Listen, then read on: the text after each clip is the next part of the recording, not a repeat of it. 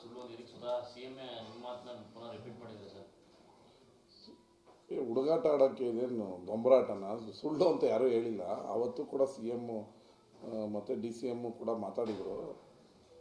ಈಗ ಮಾತಾಡಿರೋರಿಗೆ ಯಾರ ಹತ್ರ ಬಂದಿದ್ರು, ಏನು ಬಂದಿದ್ರು, ಏನು ಆಫರ್ ಕೊಟ್ಟರು, ಎಲ್ಲಿ ಸ್ಪೀಕರ್ ಹಾಕಿದ್ರು, ಯಾವ ಏರ್ಪೋರ್ಟಲ್ಲಿ ಯಾರಿಗೆ ಮಾತಾಡಿದ್ರು, ಯಾವ ಹೋಟ್ಲಲ್ಲಿ ಕರೆದು ಯಾವ ಶಾಸಕರನ್ನ ಮಾತಾಡಿದ್ರು ಅಂತ ಮಾತಾಡಿರೋರ್ಗೂ ಗೊತ್ತು, ಮಾತಾಡ್ಸಿರೋರ್ಗೂ ಗೊತ್ತು.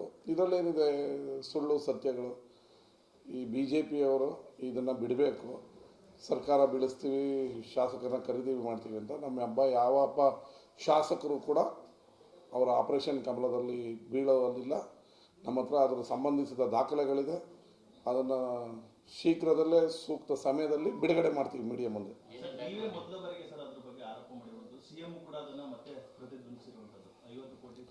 ಈಗ ನಮ್ಮ ಕಿತ್ತೂರು MLA ಬಾಬುನಿಗೆ, ನಮ್ಮ ಚಿಕ್ಕಮಗಳೂರು MLA ತಮ್ಮಣ್ಣನಿಗೆ ಎಲ್ಲಿ ಮಾತಾಡ್ಸಿದ್ರು, ಯಾರು ಮಾತಾಡ್ಸಿದ್ರು ಅಂತ ಗೊತ್ತಲ್ವ ಅವ್ರಿಗೆ? ಈಗೇನಾಗಿದೆ, ಬಿ ಜೆ ಪಿಯವರು ಹಗರಣಗಳ ಮೇಲೆ ಹಗರಣ ಮೇಲೆ ಹಗರಣ ಆಚೆಗೆ ಬರ್ತಾಯಿದೆ.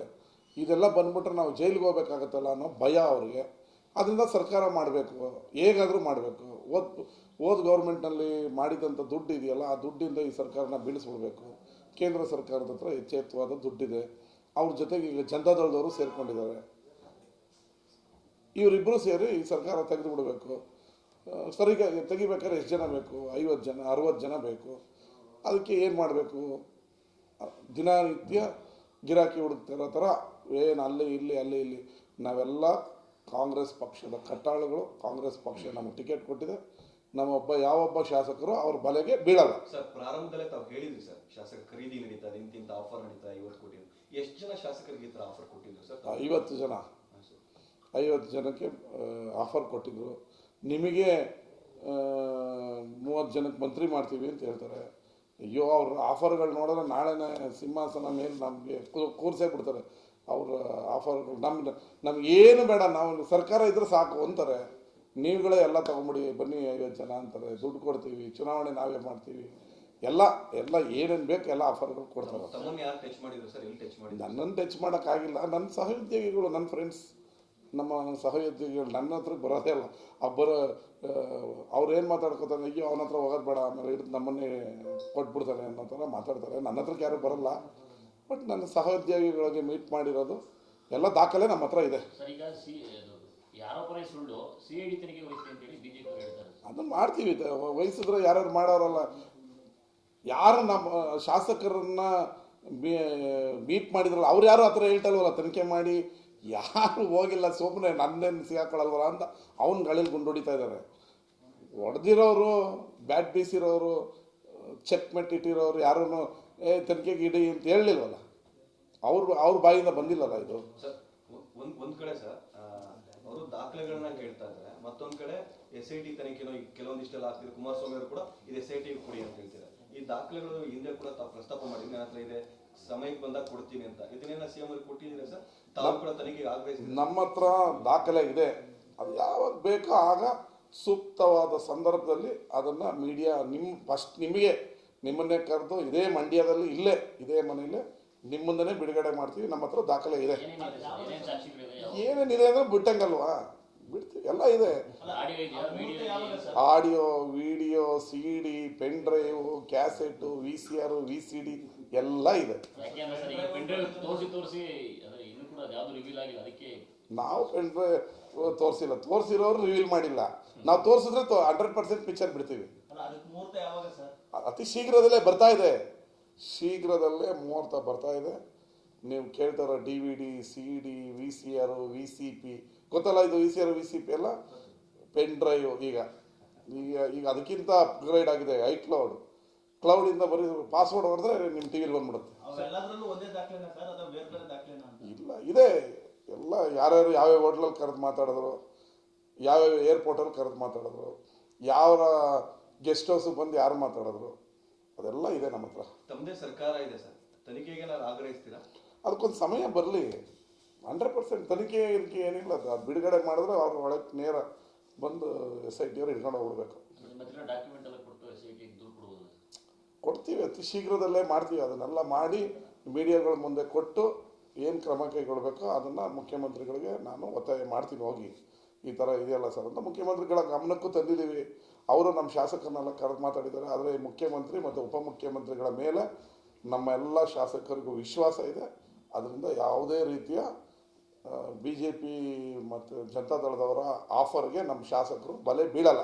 ಅಷ್ಟಕ್ಕೆ ನಿಂತಿದೆ, ಏನು ಅಪ್ಡೇಟ್ ಆಗಿದೆ ಸರ್ ಆಪರೇಷನ್ ಕಮಲ 50 ಕೋಟಿ ಆಫರ್ಗೆ ನಿಂತಿದೆ, ಇಲ್ಲ ಅದಕ್ಕೂ ಮೀರೇನ ಬಂದಿದೆಯಾ, ನಡೀತಿದೆ ಪ್ರಯತ್ನಗಳು? ಇತ್ತೀಚಿನ ದಿನಕ್ಕೆ 100ಕ್ಕೆ ಬಂದಿದ್ದಾರೆ. ಅವರು 50ಕ್ಕೆ ಬೀಳ್ತಾ ಇಲ್ಲ ಅಂತ ಗೊತ್ತಾಗಿ 100ಕ್ಕೆ ಬಂದಿದ್ದು. ನಾನು ಕಳೆದ ಸ್ವಲ್ಪ ದಿನಕ್ಕೆ ಮುಂಚೆನೇ ಹೇಳಿದೆ 100ಕ್ಕೆ ಬಂದಿದ್ದಾರೆ. ಈಗ ಅವ್ರಿಗೇನಂದ್ರೆ ಶತಾಯಗತೆ 50-100 ಲೆಕ್ಕ ಇಲ್ಲ, ಸರ್ಕಾರ ಮಾಡಿಬಿಡ್ಬೇಕು ಅನ್ನೋದು ಅವರ ಭಾವನೆ.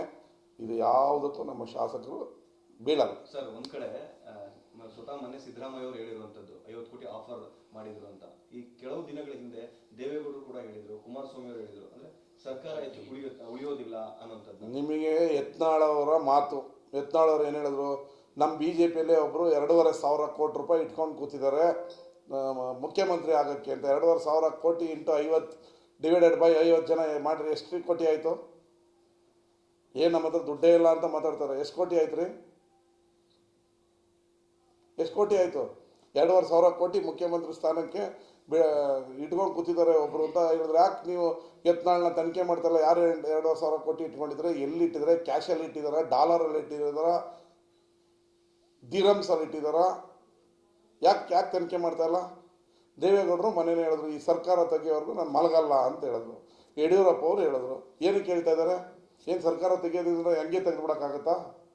ಇವರೆಲ್ಲ ಶಾಸಕರು ಖರೀದಿ ಮಾಡಕ್ಕೆ ತಾನೇ ಹೊರಟಿರೋದು. ಇವರು ಖರೀದಿ ಮಾಡಿ ತಾನೇ 2 ಸರಿ ಸರ್ಕಾರ ಮಾಡಿರೋದು. ಏನು ಪರಿಪೂರ್ಣ 120 ಸ್ಥಾನ ಬಂದೇನು ಮಾಡಿಲ್ಲಲ್ಲ.